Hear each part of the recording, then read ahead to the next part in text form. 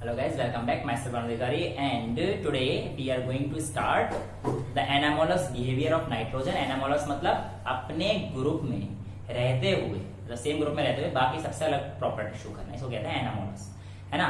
और इसके अलावा हम लोग कुछ रिएक्शंस भी पढ़ेंगे, कुछ प्रॉपर्टीज भी देखेंगे। इन सब चीजों को आज हम लोग डील करने वाले हैं, है ना। अच्छा, उससे पहले हम लोग एक छोटी सी गलती जो पिछले लेक्चर में हुई, शायद सल्फर का मैंने आपको बताया था ना कि +5 से +3 लिख रखा है, तो करेक्ट कर लेना है। -3 है वो एक्चुअली, जब डिस्प्रोपोर्शनेट होता है तो +5 से -3 तक मिल जाता है। जल्दीबाजी में हवा में, सॉरी माफ कीजिए, गलती में जल्दबाजी में जज्बात लग गए, ठीक है ना। जज्बात सही कर लेना है, ठीक है ना। एनसीईआरटी रीडिंग कर लेना, गलती पकड़ लो, कोई बड़ी बात नहीं है।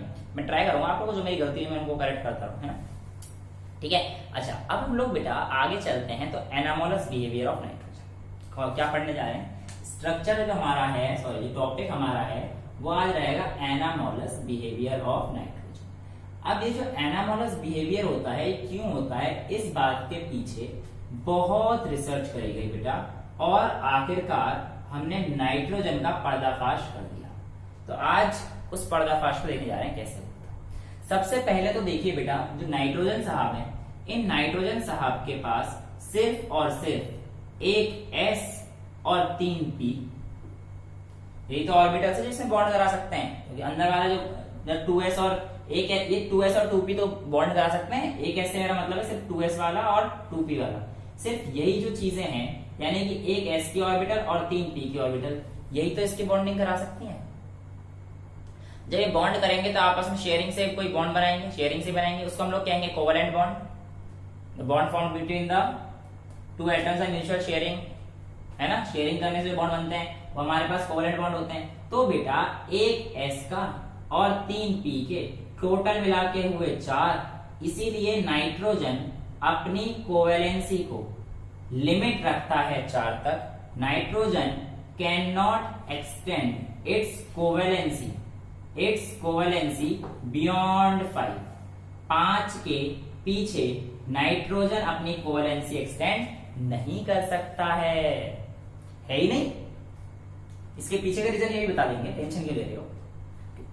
आइए बताता, डी ऑर्बिटल नहीं है, एब्सेंस ऑफ डी ऑर्बिटल, क्योंकि डी ऑर्बिटल है ही ना, यहाँ पे है ही नहीं, क्या करेगा ये बेचारा। तो डी ऑर्बिटल ना होने की वजह से ये ऐसा शो करता है। एक दूसरा, नाइट्रोजन अपने ही फैमिली में बाकी सबसे अलग देखा गया है। इसके कुछ कारण इस प्रकार हैं, जैसे लिखते थे ना हिंदी में जो आंसर लिखते थे, इसके कुछ कारण इस प्रकार है। सबसे पहला तो है बेटा हाई इलेक्ट्रोनेगेटिविटी।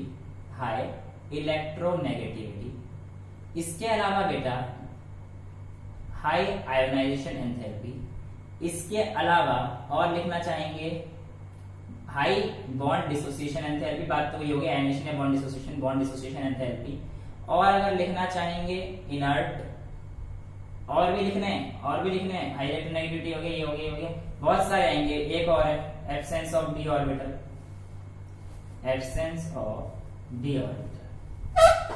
देखो बेटा एक चीज बताता हूं, मजे वाली है ना, जो मैंने ही फॉलो करी थी, पर मैं ये नहीं कह रहा कि करके आना। अगर आप किसी पेपर में दे रहे, फॉर एग्जाम्पल जनरली बोर्ड्स का पेपर है ना, और बोर्ड के पेपर में अगर आप फंस जाओ, नाइट्रोजन का क्वेश्चन पूछ लिया कि बताओ नाइट्रोजन ऐसा क्यों शो करता है, कुछ भी पूछे यार, 3 रीजन लिख के आ जाना, high electronegativity, high ionisation enthalpy और एब्सेंस ऑफ डी ऑर्बिटल। इनमें से एक रीजन होगा, नाइट्रोजन का जो भी रीजन होगा। मैं आपको दे करके आया था, है ना, नंबर मिल गए अकॉर्डिंग टू माय क्वेश्चन, जो मेरे को थे, जो मैंने अपनी कैलकुलेशन करी, इससे नंबर मिले हुए थे। तो इन तीनों में से एक रीजन दे देना, नंबर मिल जाएंगे। लेकिन स्पेसिफिक बताऊंगा, थोड़ा तो मैं स्पेसिफिक रीजन बताऊंगा, बट अगर भूल गए तो, स्पेसिफिक आंसर पता होना चाहिए, भूल गए तो लगा दें, ठीक है ना, नंबर मिल ही जाएगा। ठीक है, फटाफट आते हैं टॉपिक पर। तो ये तो हमारे पास सबसे पहले तो बात रही कि नाइट्रोजन ऐसा क्यों है। तो नाइट्रोजन की हाई इलेक्ट्रोनेगेटिविटी होने के कारण, हाई आयोनाइजेशन एंथैल्पी होने के कारण, हाई बॉन्ड डिसोसिएशन एंथैल्पी होने के कारण, इनर्ट होने के कारण और एब्सेंस ऑफ डी ऑर्बिटल होने के कारण, नाइट्रोजन जो हमारे पास नॉर्मली एग्जिस्ट करता है एन ट्रिपल बॉन्ड एन से करता है, जिसकी बॉन्ड डिसोसिएशन एंथैल्पी 941.9 समथिंग इतनी होती है ना, लगभग 940 के आसपास होती है, चेक कर लेना, एनसीईआरटी में फिगर मेंशन है। तो bond dissociation enthalpy of nitrogen is very high, इसलिए नॉन रिएक्टिव है, इनर्ट है। समझ में आ रहा है। लेकिन ऐसा नहीं कि रिएक्ट नहीं करेगा, जरा करेंगे, अभी करेंगे, आगे कराएंगे। अब बात करते हैं बाकी सभी एलिमेंट्स की। तो आपको बताया था मैं गैस में बाकी सारे एलिमेंट जैसे कि PP, AS, ये सारे एलिमेंट ये सिंगल बॉन्ड है, ये सिंगल बॉन्ड से एग्जिस्ट करते हैं। जब सिंगल बॉन्ड बना रहे हैं जनाब तो बेटा एक चीज और देखनी पड़ेगी ना, क्या कि सिंगल बॉन्ड तो बना लिया, अब इसके भी सिंगल बॉन्ड से कंपेयर करूं तो जब इसका सिंगल बॉन्ड आया सामने तो पाया गया ये तो बहुत बेकार है, सिंगल बॉन्ड में तो ये बहुत बेकार है। ट्रिपल बॉन्ड भले स्टेबल हो लेकिन अगर इन जैसा बनाना चाहूं इसे तो ये तो बहुत बेकार हो गया। अच्छा ये बेकार क्यों हो गया सर, बेकार क्यों हो गया? मैंने कहा है ना हर चीज के पीछे क्यों लगाना, वैसा नहीं कि लेक्चर शुरू कर दे क्यों क्यों क्यों कर दे रहा हूं, पर जहां पे क्यों की जरूरत पड़ेगी मैं खुद लगाऊंगा और मैं आपको आंसर दूंगा, ठीक है।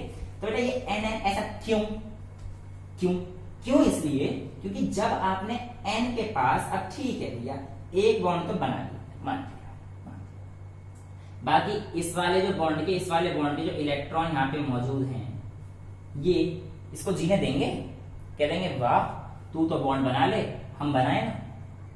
तो बेटा ये नॉन बॉन्डिंग इलेक्ट्रॉन है, ये बहुत ज्यादा रिपल्शन करते हैं। Non bonding electrons repel very much the bonded electron, due to which they repel करेंगे, इसको रिपेल करेंगे ना, इस वाले बॉन्ड को, इलेक्ट्रॉन को, तो होगा कि देखो रिपेल इलेक्ट्रॉन रिपेल करके साइज नहीं बढ़ा रहे, साइज नहीं बढ़ा रहे, ये इसको इधर से रिपेल कर रहा है, इसको इधर से रिपेल कर रहा है, इधर से रिपेल कर रहा है, तो और कम हो रहा है, समझ रहे हो ना। तो इसका साइज कम पाया जाता है रिपल्शन की वजह से। तो ये रिपेल ऐसे मत समझना कि ये इलेक्ट्रॉन रिपेल कर रहा है साइज बढ़ेगा, ना ना ना, ये इसको रिपेल करने के लिए इधर आ रहा है, ये इसको रिपेल करने के लिए इधर आ रहा है, क्योंकि स्टेबल तो है ही नहीं ये जनाब, सिंगल आउट बना के बैठा हुआ है अपने भाइयों को छोड़ के, तो जीने देंगे इसे?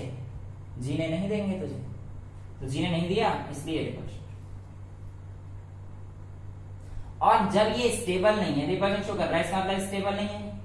स्टेबल ना होने की वजह से इसकी यानी कि एन सिंगल बॉन्ड एन की जो कैटिनेशन है, कैटिनेशन मतलब बहुत सारे एलिमेंट के साथ रिएक्ट करके डिफरेंट डिफरेंट कंपाउंड बनाना, ये बहुत लो पाई गई। तो कार्बन बहुत हाई कैटिनेशन शो करता है लेकिन इसकी तो काफी लो पाई गई, ठीक है, इतना समझ में आता है। इसके अलावा जो नाइट्रोजन है वो एलोट्रॉप्स नहीं बनाता। एलोट्रॉप मतलब एक ही कंपाउंड जो अलग अलग फॉर्म में एग्जिस्ट कर सके, सी कार्बन है वो ग्रेफाइट और डायमंड ये उसके दो एलोट्रॉप्स हैं, लेकिन नाइट्रोजन में कोई एलोट्रॉप्स नहीं होता। समझ गए? इतनी चीज समझ में आती है, कोई दिक्कत नहीं है। डी ऑर्बिटल वाली कहानी मैंने बना दी।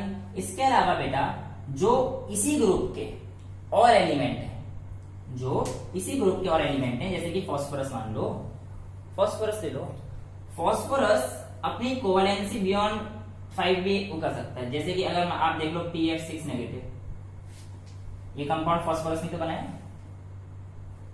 लेकिन कभी भी NF5 नहीं बन सकता ना, NF3 भले ही बन जाएगा लेकिन NF5 नहीं बना सकता, क्योंकि वो अपनी कोवेलेंसी को 4 से बियॉन्ड कर ही नहीं सकता, तो 5 फ्लोरीन के साथ शेयर कहां से करेगा, डी तो है ही नहीं। तो बेटा हायर ग्रुप में यानी कि जो हैवी ग्रुप है इसके नीचे नाइट्रोजन के, इसके पास डी ऑर्बिटल होने की वजह से, डी ऑर्बिटल होने की वजह से ये एलिमेंट जैसे कि C2H3 फास्फोरस या ट्रांजिशन एलिमेंट्स, ट्रांजिशन कौन से होते हैं, डी ब्लॉक के एलिमेंट्स, उनके साथ भी बॉन्ड बना लेते हैं, और वहां पर AS है वो C6H5 शायद होल 3 है, चेक कर लेना ये कौन सा कंपाउंड है, C6H5 है या चेक कर लेना, होल 3 है होल 6 है, ये चेक कर लेना, C2H6 वो बेंजीन हो गया, ये शायद होल 3, ये चेक कर लेना कौन कौन सा कंपाउंड है बेटा, है ना। तो इनके साथ ट्रांजिशन एलिमेंट में, ट्रांजिशन एलिमेंट डी ब्लॉक के साथ रिएक्ट कर जाता है, बन जाता है, बॉन्ड बना देता है, और वहां पर एज अ लिगेंड भी फंक्शन करता है। लिगेंड मतलब नेक्स्ट हम कोऑर्डिनेशन केमिस्ट्री में पढ़ेंगे, मतलब जो टेंडेंसी रखता है इलेक्ट्रॉन को शेयर करने की, तो इट फंक्शंस एज लिगेंड। तो डी ब्लॉक के साथ, क्योंकि इनकी कोवेलेंसी तो एक्सटेंड हो सकती है ना, इनमें खाली डी ऑर्बिटल होता है, अब डी ऑर्बिटल इसमें है ही नाइट्रोजन तो बेचारा क्या है, इसलिए ये रीजन आ जाता है। इतनी बातें समझ में आती है, पक्का कोई दिक्कत? जिसको जो नोट करना है करो, इसके आगे हम लोग फटाफट से दूसरा टॉपिक लेके आते हैं, ठीक है।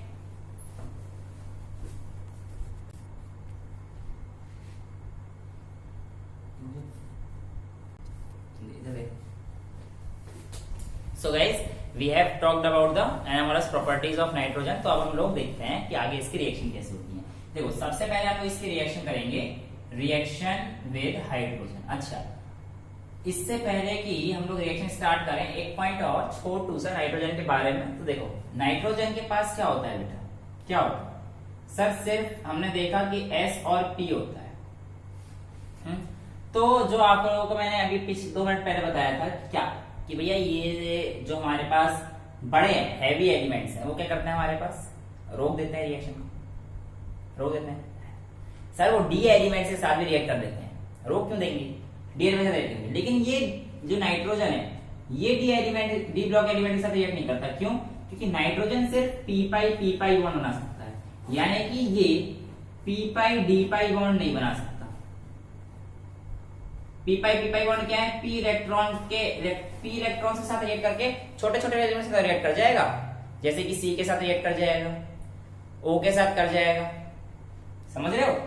जिनके पास पी ऑर्बिटल होंगे सिर्फ उनसे रिएक्ट कर जाएगा। पी पाई बॉन्ड तो बना सकता है पर उन एलिमेंट के साथ रिएक्ट नहीं करेगा, पी पाई बॉन्ड नहीं बना सकता है, क्योंकि डी ऑर्बिटल्स में है ही नहीं।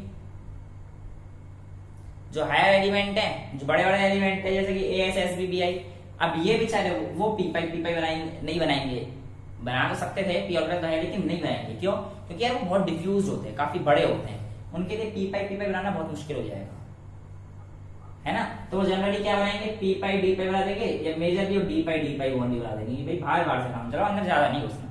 ये नाइट्रोजन तो बना ही नहीं सकता डी पाई, डी होती नहीं है, कहां से लाएगा? तो ये छोटे एलिमेंट के साथ ही स्टेबल पाया जाता है, जैसे कि CO, CN, CO क्यों N के साथ बात कर रहे हैं तो NO, NC, high triple bond में, डबल बॉन्ड में, ठीक है ये। अब रिएक्शन विद हाइड्रोजन की अगर हम लोग बात करते हैं, रिएक्शन विद हाइड्रोजन की अगर हम लोग बात करते हैं बेटा, तो याद रहे जब भी हम लोग रिएक्शन हाइड्रोजन के साथ कराएंगे, all the elements of group 15 react with hydrogen to form EH3।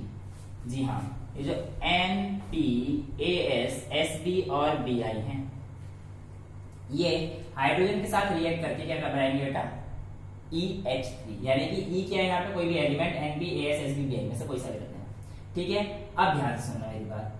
Suppose कीजिए मेरे पास हाइड्राइड यहाँ पे NH3, PH3, ASH3 है, SBH3 है और BiH3 है।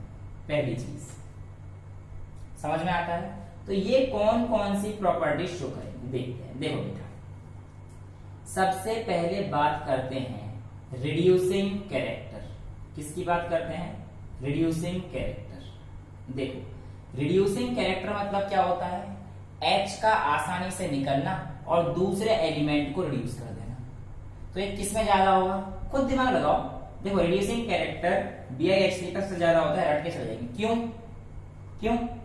तो क्यों बता देना सर, क्योंकि जैसे जैसे हम लोग ऊपर से नीचे जाएंगे साइज बढ़ेगा। हाँ बेटा बिल्कुल ठीक है। फिर उससे क्या होगा, साइज बढ़ने से जो एलिमेंट है इसकी और हाइड्रोजन का जो इंटरेक्शन रहेगा वो वीक हो जाएगा, यानी कि जो इंटरेक्शन होगा इसका ये क्या हो जाएगा, वीक होगा थोड़ा सा। अब ये छोटा सा है, बहुत अच्छे से पकड़ के रखेगा। अब ये वीक होगा जिसकी वजह से it can easily donate hydrogen, और जब कोई चीज आसानी से हाइड्रोजन डोनेट कर दे तो उसका रिड्यूसिंग कैरेक्टर क्या हो जाएगा, बढ़ जाएगा। समझ में आता है? बात करते हैं बेसिक कैरेक्टर की। तो रिड्यूसिंग कैरेक्टर किसका सबसे ज्यादा होगा, ये है रिड्यूसिंग कैरेक्टर का ऑर्डर। मैं ऐसे ना लिखकर यहाँ पे एक चीज समझा देता हूँ कि मैंने कौन कौन से चीजें दी है। यहाँ पे तो सारी चीज क्या करेंगे। तो हम लोगों ने सबसे पहले पढ़ा रिड्यूसिंग कैरेक्टर। तो रिड्यूसिंग कैरेक्टर जो है बेटा, रिड्यूसिंग कैरेक्टर, ओके। तो रिड्यूसिंग कैरेक्टर सारा किसका हुआ, NH3 का, उसके बाद PH3 का, फिर ASH3, फिर BSH3 और लास्ट में एंटी में ही रह गया। चलो सबसे ज्यादा इसका है, समझ जाना कहाँ मैं SB लिखूंगा, छोड़ दूं, इसके बीच में SB है, ठीक है। रिड्यूसिंग कैरेक्टर याद है। अच्छा अब बेटा इसके बाद हमारे पास आता है बेसिक कैरेक्टर। देखो बेसिक कैरेक्टर की अगर मैं बात करूं तो बेसिक कैरेक्टर किस बात पे डिपेंड करता है, availability of a compound to donate its lone pair. अब NH3 के ऊपर एक लोन पेयर है। अभी हाइब्रिडाइजेशन कराऊंगा मैं, एक लेक्चर पूरा हाइब्रिडाइजेशन के ऊपर देने वाला हूं, बस ये शायद ग्रुप 15 खत्म हो जाए उसके बाद, ठीक है, एक हाइब्रिडाइजेशन का लेक्चर आएगा। तो हमारे पास बेटा ये जो N है, इसके पास एक लोन पेयर है। जैसे जैसे नीचे जाएंगे तो साइज बढ़ेगा, साइज बढ़ने से क्या होगा? सपोज पहले करो नाइट्रोजन का साइज इतना है, पी का साइज इतना है, एएस का साइज इतना है, एसबी का साइज इतना है और बिस्मथ का साइज इतना है। अभी जो इलेक्ट्रॉन की डेंसिटी है यार वो इतनी जगह पे, लोन पेयर तो एक ही है ना, तो इलेक्ट्रॉन डेंसिटी इसकी इतने पे, इसकी इतने पे, इसकी इस पे, इसकी इस पे। अब बताओ मैक्सिमम इलेक्ट्रॉन डेंसिटी किस पे रहेगी? वो तो ऑब्वियस सी बात है, छोटा रहेगा, इलेक्ट्रॉन डेंसिटी मैक्सिमम इसी पे रहेगी। समझ रहे हो? क्योंकि बेटा जितना बड़ा होता जा रहा है इलेक्ट्रॉन डेंसिटी कम होती जाएगी ना। तो on moving down the group the electron density decreases due to which the basic character also decreases। तो बेसिक कैरेक्टर सबसे ज्यादा किसका होता है 15 ग्रुप की हाइड्राइड से केस में? NH3 का। तो NH3 सबसे ज्यादा बेसिक कैरेक्टर होगा। उसके बाद हमारे पास किसका आएगा? PH3, एरो उल्टा कर देना, ASH3 और SbH3 और लास्ट में BiH3। समझ में आया? तो which is the compound with highest reducing character? इसमें क्या रहेगा? BiH3। और लोएस्ट वाले में क्या रहेगा? लोएस्ट वाले में रिड्यूसिंग कैरेक्टर सबसे कम किसका होगा? NH3 का। ये चीजें समझ में आती हैं? तो ये हमारे पास है हाइड्रोजन के साथ कैसे रिएक्ट करते हैं याद रखते हैं। ये चीज समझ में आती है? पक्का? कोई दिक्कत तो नहीं है? नहीं सर इसमें कोई दिक्कत नहीं। नेक्स्ट चलें, नेक्स्ट क्वेश्चन डिस्कस आपको आगे। ठीक है, अब बेटा दूसरा आता है रिएक्टिविटी ऑफ ऑक्सीजन। अच्छा इसमें अगर वो आ जाए आपका पूछ ले कि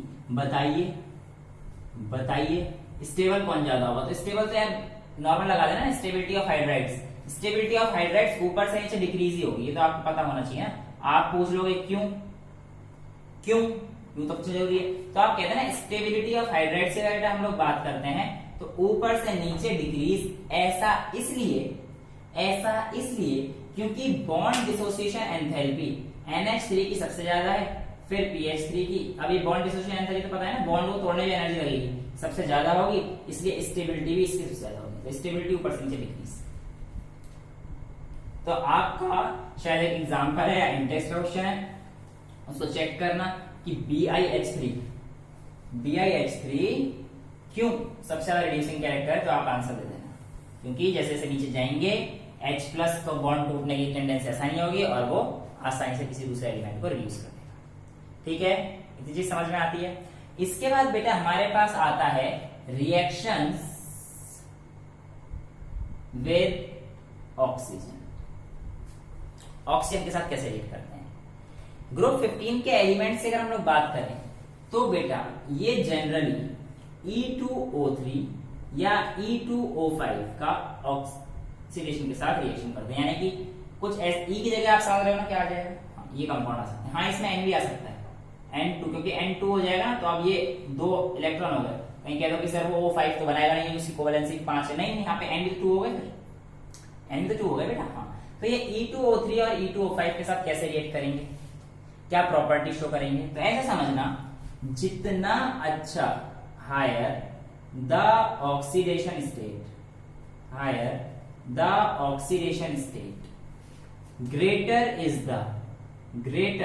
इज द एसिडिक कैरेक्टर। तो अगर आप कहीं पे फंस जाओ कि भैया किसका एसिडिक कैरेक्टर ज्यादा होगा, तो आप किसी भी कंपाउंड का ऑक्सीडेशन स्टेट निकाल के देख लेना, उन ऑक्सीडेशन स्टेट को कंपैरिजन कर देना, जिसका ऑक्सीडेशन स्टेट ज्यादा होगा उसका एसिडिक कैरेक्टर ज्यादा होगा। समझ में आती है इतनी बातें? अब बेटा आगे हम लोग जब चले तो E2O3 और E2O5 में अपने एक चीज देखी, E2O3 और E2O5 में तो एक चीज देखी, क्या कि ऊपर से नीचे जब हम लोग जा रहे थे तो जो हमारे पास ग्रुप था वो तो यही था NPASSBBl। तो जो नाइट्रोजन और फास्फोरस के ऑक्साइड्स हैं ये तो हमारे पास मिले एसिडिक इन नेचर। कैसे मिले? Acidic in nature. जो AS और एंटीमनी के ऑक्साइड्स हैं ये हमें मिले एम्फोटेरिक इन नेचर। एम्फोटेरिक मतलब it can react with both acid and base. और जो हमारे पास बिस्मथ था, इसका जो ऑक्साइड था ये प्रीडोमिनेंटली बेसिक था बेटा, बेसिक था। ऐसा क्यों था, इस चीज को देखते हैं। देखो, एसिडिक कैरेक्टर तब बढ़ता है किसी भी एलिमेंट का, एसिडिक कैरेक्टर तब बढ़ता है किसी भी एलिमेंट का जब वो इलेक्ट्रॉन को खींच सके, इलेक्ट्रॉन को अपने पास खींच सके। यहां पर जब हमारे पास है छोटे एलिमेंट्स ऑक्सीजन के साथ, तो ये चाहेंगे कि आराम से खींच लेंगे, इलेक्ट्रोनेगेटिविटी हाई है तो ये खींच लेंगे, क्योंकि इनका नॉन मेटेलिक कैरेक्टर ज्यादा है ना बेटा, तो ये आराम से इलेक्ट्रॉन खींच देंगे, जिसकी वजह से एसिडिक कैरेक्टर बढ़ जाएगा। लेकिन बात करते हैं एस और एस भी, ये लगभग बराबर रहेंगे, इसमें एम्फोटेरिक है। लेकिन बीआई साहब की बात करें तो मेटेलिक कैरेक्टर शो करते हैं। तो tendency to form acidic compound decreases on going down the group because electronegativity decreases. समझ आ रही है बात? तो इसीलिए हमारे पास देखा गया कि इसके जो कंपाउंड्स हैं प्रीडोमिनेंटली कैसे पाए गए थे, बेसिक पाए गए थे, और बाकी ये एसिडिक और ये एम्फोटेरिक। इतनी बात समझ में आती है। इसके बाद जो लेक्चर है हमारे पास हैलोजन और उसके बाद, वो हम लोग नेक्स्ट क्लास में लेके आएंगे। Till then bye bye, take care, thank you so much, love you all.